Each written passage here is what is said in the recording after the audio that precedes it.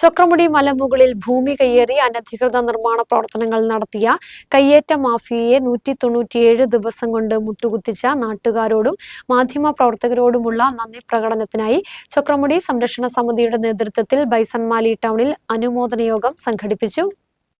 കഴിഞ്ഞ ഓഗസ്റ്റിൽ ചൊക്രമുടിയിലെ കയ്യേറ്റത്തിന്റെ വാർത്തകൾ പുറത്തുവന്നതോടെ നാട്ടുകാർ രൂപീകരിച്ച ചൊക്രമുടി സംരക്ഷണ സമിതിയുടെ നിതാന്ത ജാഗ്രതയാണ് പ്രത്യേക അന്വേഷണ സംഘത്തിന്റെ നിയമനത്തിനും പട്ടയം റദ്ദാക്കുന്നവരെയുള്ള റവന്യൂ നടപടികൾക്കും കാരണമായത്. പ്രതിപക്ഷ നേതാവ് VD. Satheesan, Ramesh Chennithala, Dean Kuriakose MP, CPM ജില്ലാ സെക്രട്ടറി CB വർഗീസ്, CPI ജില്ലാ സെക്രട്ടറി K. സലീംകുമാർ തുടങ്ങി നിരവധി പ്രമുഖർ ചൊക്രമുടിയിൽ എത്തുന്നതിനും കാരണമായത് ചൊക്രമുടി സംരക്ഷണ സമിതിയുടെ പ്രവർത്തനങ്ങളാണ്. കഴിഞ്ഞ ദിവസം ചൊക്രമുടിയിലെ 13.79 ഏക്കർ ഭൂമിയുടെ പട്ടയം റദ്ദു ചെയ്തതിന്റെ പശ്ചാത്തലത്തിലാണ് ചൊക്രമുടി സംരക്ഷണ സമിതി ബൈസൺവാലിയിൽ അനുമോദന യോഗം സംഘടിപ്പിച്ചത്.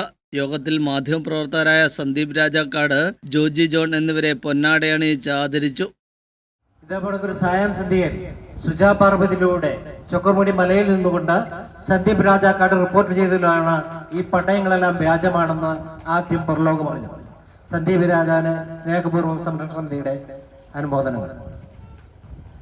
ആദ്യമായി മാധ്യമങ്ങളിലൂടെ ചൊക്രമുടിയുടെ ഈ കയ്യേറ്റങ്ങൾ പുറം ലോകത്ത് അറിയിക്കുവാനായി ഏറ്റവും കൂടുതൽ എപ്പോൾ വിളിച്ചാലും ഞങ്ങളോടൊപ്പം ഞങ്ങളുടെ സഹോദരന്മാരെ എന്നും കൂടെ നിന്ന ജിജോ രാജകുമാരി മീഡിയ നെറ്റ് അദ്ദേഹത്തിന് സ്നേഹപൂർവ്വം ആദരപൂർവ്വം അനുവദിക്കുന്നു.